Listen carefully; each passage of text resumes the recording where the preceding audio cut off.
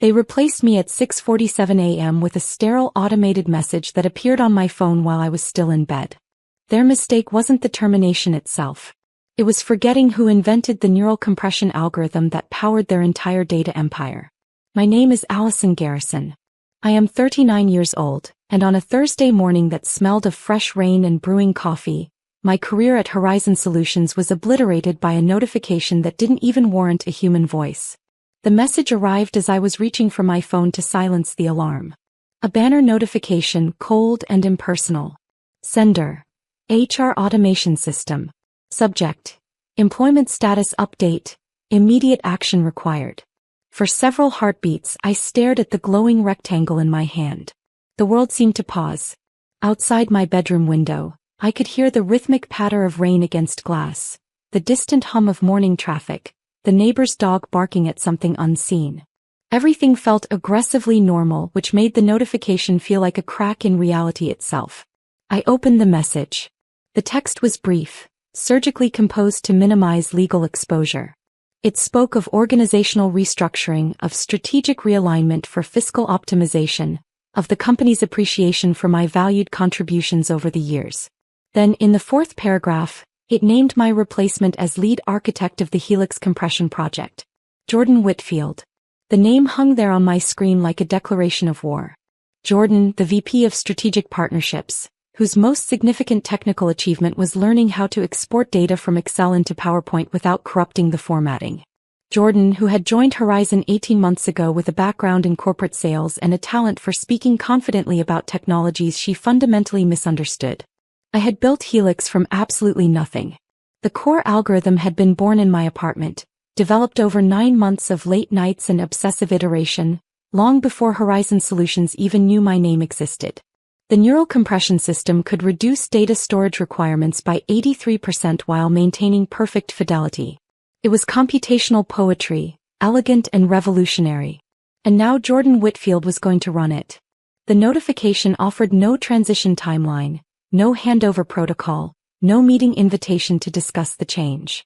It was a clean amputation performed while I slept. Curiosity, sharp and cold, drove my next actions. I opened the Horizon employee portal on my phone. I attempted to access my project folders. The system returned an error message in red text. Access denied, insufficient permissions. I navigated to my employee profile. My title was still listed as Senior Director, Neural Systems Architecture. But next to it, a new designation had materialized. Consultant Status Limited Access.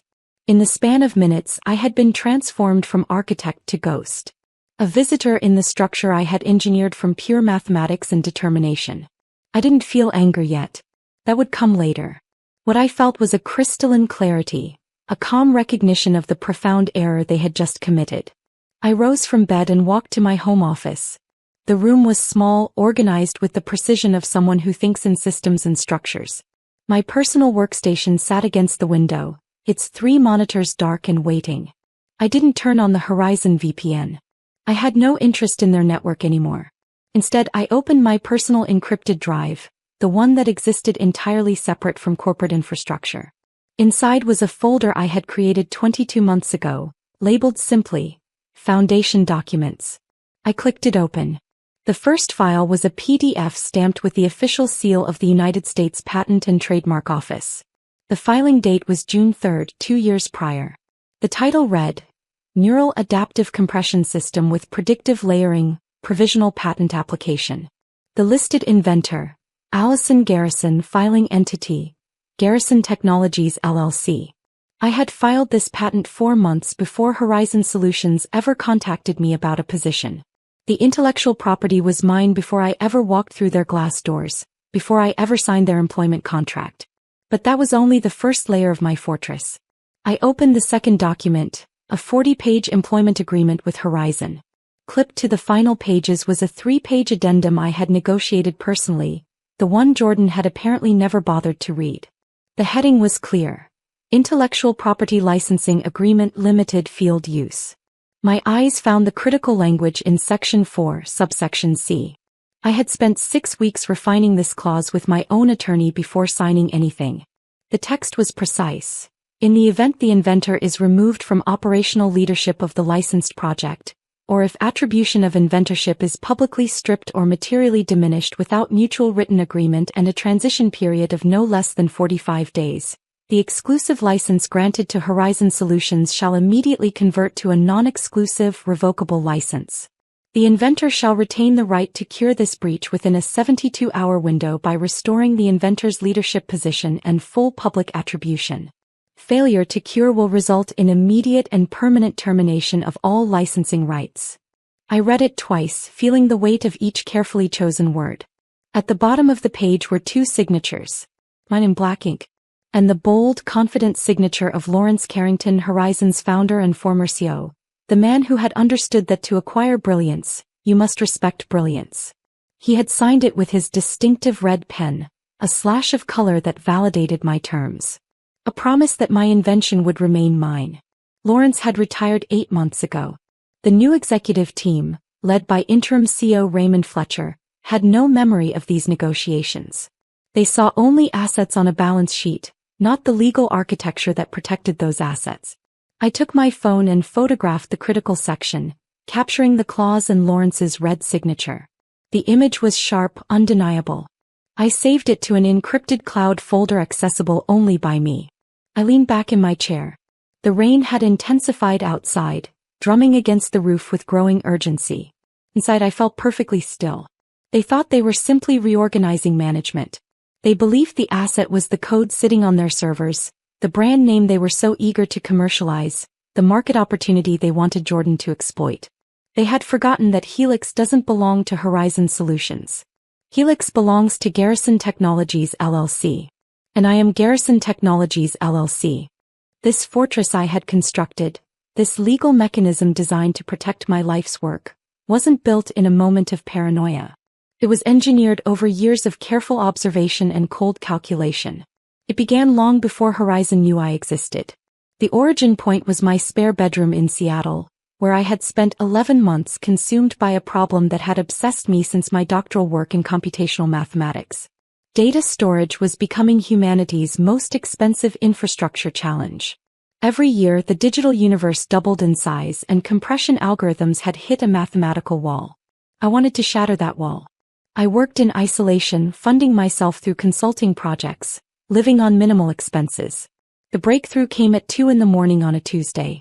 I had been exploring neural network architectures that could predict data patterns and compress accordingly, adapting in real time to the specific characteristics of each data stream. When the first successful test completed, when I saw the compression ratio hit 83% with zero loss, I didn't celebrate. I documented everything. I saved every iteration, every test result, every line of developmental code. And then, before I told anyone, before I posted about it on any platform, I filed a provisional patent application. That timestamp from the USPTO was the first brick in my defensive wall. It established, in the eyes of federal law, that this invention was mine on June 3rd, before any corporation could claim otherwise. When Horizon came calling 6 months later, they came with intensity. Lawrence Carrington himself reached out, having heard through academic networks about my work. He was that rare breed of CEO who actually understood the technology his company built. He saw what Helix represented. Not an incremental improvement but a paradigm shift that could redefine data infrastructure globally. He also saw me as the single point of origin, the irreplaceable source of the innovation. The negotiation was delicate. They offered an impressive salary, equity that would vest over 4 years, a senior director title. I listened politely. When they finished, I presented my counter-proposal. I'm not interested in a standard employment arrangement, I told Lawrence during our third meeting. Garrison Technologies LLC will license Helix to Horizon. Not sell it. License it. Their legal team resisted immediately. They wanted full intellectual property assignment, complete ownership with no strings attached. They wanted to own Helix the way you own a piece of furniture. That option doesn't exist, I replied calmly. What does exist is an exclusive license with defined parameters. I laid out my terms. A field of use restriction. They could deploy Helix for enterprise data storage and cloud infrastructure. Any other application, consumer products, military systems, medical devices, remained the sole property of Garrison Technologies LLC. They were getting the key to one door. I was keeping the keys to every other door in the building. Lawrence, to his credit, understood the logic. "She's not giving us the factory," he told his resistant CFO. "She's giving us the most profitable assembly line in it. For what we're paying, it's still the opportunity of a generation." Then I introduced the mechanism that would save me 2 years later. "There's one additional condition," I said. "Non-negotiable." I explained my reversion clause. I had watched too many inventors get pushed aside once corporations decided they had extracted the core value. The people who created the innovation were often the first casualties once the machine shifted to pure commercialization. My clause was insurance against that uniquely brutal corporate pattern. If they removed me from leadership without notice, or if they stripped my name from the project publicly, their exclusive license would detonate. It would revert to non-exclusive status, giving me the right to license Helix to anyone else. And if they didn't restore my position within 72 hours, their license would terminate completely. "It's draconian," their general counsel complained. "It's alignment," I countered. "It ensures you don't lose access to the person who understands this technology at the molecular level. What's the concern? As long as you treat the inventor with basic professional respect, it's just text on paper." Lawrence saw the wisdom. He wanted long-term security. This was my price for it. To cement everything, I filed a UCC-1 financing statement. The mechanism is typically used by lenders to establish a secured interest in assets. In this case, the asset was the Helix patent. The debtor was Horizon Solutions. The creditor was Garrison Technologies LLC. If they defaulted on the terms of our agreement by removing me improperly, my claim to the intellectual property would legally supersede the claims of their investors, their creditors, their board of directors. I wasn't just licensing them technology. I was holding it as collateral against their future behavior. Throughout these negotiations, Jordan Whitfield was already at Horizon, brought in as VP of Strategic Partnerships. She sat in several of the peripheral meetings, projecting restless impatience. When the lawyers discussed the specifics of the IP addendum, her attention would drift. She would check her phone, tap her pen against the table, radiate boredom. Once, during a discussion of the UCC-1 filing structure, she actually interrupted. "Can we fast-forward through the legal minutiae?" she asked with a practiced smile. "I'd really like to circle back to the commercialization roadmap." She was allergic to details. Anything that couldn't be reduced to a 3-bullet summary on a slide was beneath her attention. She never understood that the details were the entire game. Once the agreement was executed, Lawrence's red signature bold on the final page, I began the last phase of preparation. I compiled every piece of documentation, every email, every draft of the contract, every message from their legal team acknowledging the terms. I included one particularly crucial email from their general counsel confirming, per the executed agreement, Horizon Solutions commits to crediting Allison Garrison as lead inventor and chief architect for the Helix neural compression system in all technical documentation, press materials, and partner communications. I loaded everything onto a military-grade encrypted external drive. Then I ran the entire package through a digital notarization service, creating a cryptographic timestamp for every document. This created an immutable, legally defensible record. This was my vault. It lived in a fireproof safe in my home, completely isolated from Horizon's network, immune to their IT department, their server purges, their revisionist narratives. It was my copy of the truth. I remember my last conversation with Lawrence before he retired. He shook my hand in his office, surrounded by the memorabilia of a long career. "You fought hard for credit, Allison," he said. "I respect that." I looked him in the eye. "I didn't fight for credit, Lawrence. I fought to preserve truth. Credit is what other people give you. Truth is what you protect yourself." Now, sitting in my home office with rain streaming down the windows, I could hear the echo of that conversation. Jordan was sending messages about optimizing market positioning. Raymond Fletcher, the interim CEO, would probably send some hollow text about maintaining relationships. They were living in a world of convenient fictions. They had forgotten that their right to even use the name Helix was built on a foundation of hard legal reality. And they had just taken a sledgehammer to that foundation. The first public strike landed at 7:23 a.m. It was a company-wide announcement from Jordan, sent to all 700 Horizon employees. The subject line was triumphant. Helix Initiative, new leadership, new direction. My name was absent from the entire document. The email was a masterclass in corporate revisionism. It announced Jordan as the new executive director of the Helix Initiative, effective immediately. It spoke about exciting new partnerships, about scaling the technology globally, about Horizon's vision for the future of data infrastructure. It read like I had never existed. I downloaded the email, saved it as a PDF. This was breach number 1. At 7:31 a.m., a second assault arrived.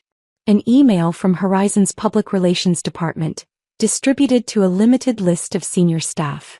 I was apparently still on that list, an oversight they would soon correct. The attachment was a draft press release scheduled for publication that afternoon. The headline read, Horizon Solutions unveils proprietary Helix compression technology. The body copy was even more egregious. It described Helix as developed entirely in-house by Horizon's dedicated engineering teams over 3 years of intensive research and development. It was a complete fabrication designed to be repeated by journalists until it calcified into accepted history. They weren't just erasing me. They were attempting to erase Garrison Technologies LLC from existence, rewriting the origin story to eliminate any inconvenient truths. I saved the draft press release. Breach number 2. The third violation was technical and silent. A notification from the company's code repository system appeared in my personal email. Subject: Repository access modification. The automated log was brutally clear. Permission change repository, Helix_owner updated from A. Garrison to J. Whitfield by system administrator. In the digital realm where the actual work lived, my name had been chiseled off and replaced. They had seized control of the codebase, but their control was illusory. The original blueprints, the notarized records, the time-stamped proof of invention, all of it was secure in my vault, miles beyond their reach. Still, it was breach number 3. 3 violations in less than an hour. They were efficient in their destruction. Then came the overreach that transformed their coup into a fatal strategic blunder. At 8:02 a.m., an email arrived from Horizon's legal department. Subject: Separation Agreement and General Release. The attached PDF was presented as a generous severance package. 6 months of salary, continued health benefits, a neutral reference. But buried on page 9 in subsection D was the poison pill. The language was dense, deliberately obscure, but its meaning was unmistakable. Employee hereby waives all claims of moral rights, authorship rights, and inventor rights related to any work product, and affirms that all intellectual property developed during tenure was work for hire, superseding any prior agreements, written or verbal. I read it 3 times. They weren't just firing me. They were trying to trick me into legally validating their theft after the fact. This document was their confession. It proved they knew their claim was fragile, and this was their clumsy attempt to shore it up retroactively by getting me to sign away the foundations of my legal fortress. I didn't respond to their legal department. Instead, I opened a new email from my Horizon account. I addressed it to my personal encrypted email address. Subject: Evidence Archive, Horizon Breach Documentation. I attached 2 files. The poisonous separation agreement they had just sent, and the photograph I had taken earlier. The image of my reversion clause with Lawrence's red signature. I pressed send. The email vanished, a perfect digital package containing their crime and my weapon, now safely stored outside their walls. The universe has impeccable timing. At precisely 8:19 a.m., a new email arrived from an analyst at Crescent Investment Partners, the private equity firm that was in final negotiations for a $90 million licensing deal with Horizon. The message was cheerfully oblivious to the chaos unfolding. Good morning, Allison. Looking forward to our final due diligence call scheduled for tomorrow. Before we proceed with the wire transfer for the initial $90 million tranche, our legal team requires confirmation of the registered patent holder for USPTO application 64 to 227,834. Could you please provide the relevant documentation? I stared at the email, feeling a slow, cold smile spread across my face. They had just handed me a lit match and pointed me toward their carefully stacked powder kegs. Before I could formulate my next move, my phone buzzed with an incoming message. It was from Jordan, sent via the company's messaging platform. Allison, it read, dispensing with any pretense of courtesy. I see you're still on the Crescent call tomorrow. That's fine. I'll be leading it now, but I need you to join as technical support. Keep your camera off. Don't speak unless I specifically direct a question to you. I'll introduce you as an internal technical advisor. It's critical we maintain message discipline. The sheer audacity was breathtaking. She had publicly erased my name, orchestrated the theft of my work, and now wanted me to participate as an anonymous voice in a box while she secured funding for her new empire. She wanted me to be a puppet in my own execution. My fingers hovered over the keyboard. I considered multiple responses, long explanations of her catastrophic error. But the most powerful move was the simplest. I typed one word, no. I pressed send. The word sat in the chat window between us, stark and absolute. I could feel her shock radiating through the screen. Jordan Whitfield was not accustomed to hearing that word. While she was typing her reply, I clicked the attachment icon and uploaded the photograph, the image of my reversion clause and Lawrence's red signature. I sent it without comment. The image populated in our chat. A black and white contract with a slash of red ink. A prophecy she had never bothered to read. In that moment, the entire dynamic shifted. Defense was over. The counterattack was beginning. I closed the messaging app. I opened a blank document. My hands were steady, my mind perfectly clear. At the top of the page, I typed, Official Notice of License Reversion and Cure Period Activation. I was no longer Allison Garrison, terminated employee. I was Garrison Technologies LLC, secured creditor, and I was formally notifying Horizon Solutions of their default. The letter took 40 minutes to compose. It was 2 pages of precise, unforgiving legal language. It cited specific agreements, specific breaches, and specific consequences. This was not a complaint. It was a declaration of legal fact. When I finished, I opened my Garrison Technologies business email, separate from any Horizon system.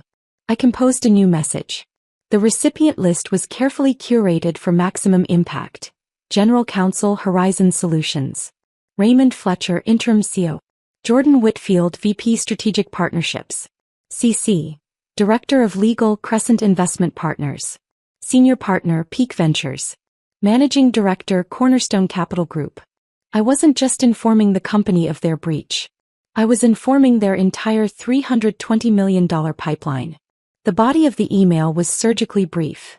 To all concerned parties, please find attached the formal notice regarding the immediate reversion of licensing status for the Helix Neural Compression System intellectual property.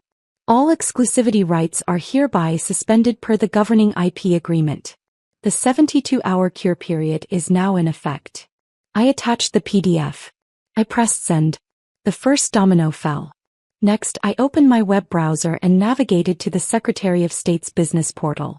I logged into my Garrison Technologies account and located the existing UCC1 filing against Horizon Solutions. I clicked File Amendment. In the text field, I typed UCC3 Amendment Acknowledgement of Default. The debtor, Horizon Solutions, has triggered default conditions as outlined in the governing IP licensing agreement dated November 12. Breach consists of unauthorized removal of inventor from leadership position and public stripping of attribution. Secured party, Garrison Technologies LLC, hereby asserts full security interest in the specified collateral. U.S. Provisional Patent Application 64 to 227,834 and all derivative works. I submitted the form. A public, permanent record of their default was now attached to the Helix patent. Any investor conducting due diligence would see a massive red flag. Next, I drafted notices to Horizon's 3 critical infrastructure vendors: Stratosphere Cloud Services, Dataflow Pipeline Management, and Secure Vault Storage. These companies were the foundation upon which Helix operated. My notices were calibrated not to demand cessation of services that could create its own legal complications, but to inject paralyzing uncertainty. This notice informs you that the intellectual property known as Helix Neural Compression System, currently operating on your platforms under contract with Horizon Solutions, is subject to an active ownership dispute due to contractual default. To mitigate potential secondary infringement liability, we strongly recommend placing an immediate hold on any planned integrations, deployments, or platform expansions related to Helix until licensing status is clarified. I was throwing sand into their operational gears. These notices would trigger immediate legal reviews at all 3 vendors, flooding Horizon's technical leadership with urgent calls from critical partners. Chaos was the objective. Next, I logged into the USPTO's assignment recordation system and prepared a formal recording of my security interest. This would attach my UCC lien directly to the patent's federal record. From this moment forward, anyone searching the Helix patent on the official USPTO database would see Garrison Technologies LLC listed as a secured party with an active interest. It was a permanent stain on Horizon's claim of ownership. I created a new calendar event. Time, 2 p.m. today. Subject, urgent legal briefing material change to Helix IP status. Attendees, full team from Crescent Investment Partners. I added a new group of participants, the senior partners at Whitmore & Associates, my notoriously aggressive intellectual property law firm. I sent the invitation. The message was clear. This was no longer a business update. This was a formal legal briefing. I opened another document and began compiling a statement of facts. Not an argument or a narrative. A timeline. A dispassionate, chronological account supported by exhibits. Exhibit A. Automated termination notice, 6:47 a.m. employment status update. Exhibit B. Company-wide announcement from Jordan Whitfield, 7:23 a.m. Note complete omission of inventor's name. Exhibit C. Draft press release from PR department, 7:31 a.m. Note false claims of in-house development. Exhibit D. Code repository access change, logged at 7:35 a.m. Inventor removed as owner. Exhibit E. Separation agreement from legal department, 8:02 a.m. Attempt to secure retroactive waiver of IP rights. The list was methodical, factual, irrefutable. This would be my opening statement. I prepared 3 additional actions simultaneously. First, I drafted a DMCA takedown notice ready to fire at Horizon's web hosting service the moment their fraudulent press release went live. Second, I opened the term sheet for the $90 million Crescent deal and performed a find and replace. Horizon Solutions became Garrison Technologies LLC. The structure was sound. Only the licensor needed to change. I saved it as crescent_draft.pdf and placed it in a folder labeled Alternative Licensing Options. Third, I opened a countdown timer on my desktop. 72 hours, 0 minutes, 0 seconds. The official timestamp on my delivered notice was 8:47 a.m. The clock started ticking. Every passing second was another molecule of leverage, another turn of the screw. My desk had transformed into a command center. The plan was in motion, every action documented and legally fortified. The first counterattack came exactly as predicted, not from lawyers but from the person with the most to lose. At 9:03 a.m. my personal cell phone rang. The screen displayed Jordan's name. I let it ring through to voicemail, then watched as text messages began flooding in. Allison, what are you doing? You can't just send that kind of message to our partners. Call me immediately. When I didn't respond, her tone shifted. You're actively sabotaging this company. Our company. I picked up my phone. I didn't call her. I replied with a single sentence. Your company is in violation of a contract signed by your predecessor. Her response was immediate. That's absurd and you know it. Legal is handling this. It was a bluff. Horizon's legal department was 3 in-house attorneys who specialized in contracts and compliance. They were about to walk into a minefield they didn't know existed. Their official response arrived at 9:47 a.m. An email from William Crowley, their general counsel, addressed to me and copying Raymond Fletcher and Jordan. It was a perfect specimen of corporate legal intimidation, arrogant, dismissive, and completely wrong. Ms. Garrison, it began. We have received your baseless and frivolous notice. Let me be unequivocally clear. All work product and intellectual property developed by an employee during their tenure is considered work for hire under both company policy and established law. The Helix system is the sole and exclusive property of Horizon Solutions. We demand immediate retraction of your erroneous communications to our partners, or Horizon will pursue all available legal remedies for tortious interference and damages. They were firing cannons while standing on a trapdoor. I clicked reply all. I attached one file, the PDF of my provisional patent application, complete with its official USPTO timestamp. My reply was shorter than his threat. Mr. Crowley, attached for your review is the provisional patent application for Helix, filed with the USPTO on June 3, 2 years ago. My employment with Horizon commenced on October 15. That is a difference of 134 days. The work was not for hire. It was licensed under terms you have in your possession. Please advise. The silence that followed was profound. For 38 minutes, nothing. They were scrambling. I could picture William Crowley pulling my employment file, reading the IP addendum for the first time, the one Jordan had dismissed as tedious legal noise. Their second attempt was weaker, a desperate legal Hail Mary. At 10:25 a.m. a new email from Crowley. Even if we were to entertain your theory of prior invention, the Shopwright doctrine would clearly apply. You utilized company resources and equipment to further develop Helix. Therefore, Horizon retains an irrevocable royalty-free license in perpetuity. It was a decent argument if I hadn't anticipated it 2 years ago. I replied immediately, pasting language directly from the contract. Per the executed IP agreement, Section 2, Paragraph A, this field of use licensing arrangement is explicitly intended by all parties to supersede any and all claims of Shopwright or any other implied license that might otherwise be inferred under common law. Your predecessor specifically waived the right you're now attempting to claim. The terms are unambiguous. This time the silence was punctuated by a flash of incompetence from Jordan. In the public Helix team channel, a junior marketing coordinator posted a confused question. Hi Jordan, I'm updating the data room for tomorrow's Crescent call. The technical architecture documents still list A. Garrison as lead inventor. Should I leave that? Jordan's reply was a burst of pure, unthinking frustration, visible to the entire channel. Just remove Allison's name from everything. I need clean, unified messaging for launch. Erase it now. I took a screenshot. It was a written confession time-stamped, of the exact breach that triggered the reversion clause. She had just handed me a smoking gun. A moment later, a single emoji appeared in response from the CTO, the zipper-mouth face. Jordan must have realized her error. Her message vanished a second later, replaced by gray text. This message was deleted. Too late. I took another screenshot showing the deletion log and the CTO's silent, damning commentary. The 2 p.m. video call began with a tableau of grim faces on Horizon's side. Jordan looked pale and rigid. William Crowley was shuffling papers nervously off camera. Raymond Fletcher looked like he'd been in a car accident. On my side sat Catherine Whitmore, a razor-sharp litigator whose calm, predatory smile was worth every cent of her extraordinary hourly rate. The Crescent investment team watched with expressions mixing curiosity and deep concern. Catherine began. She didn't make accusations.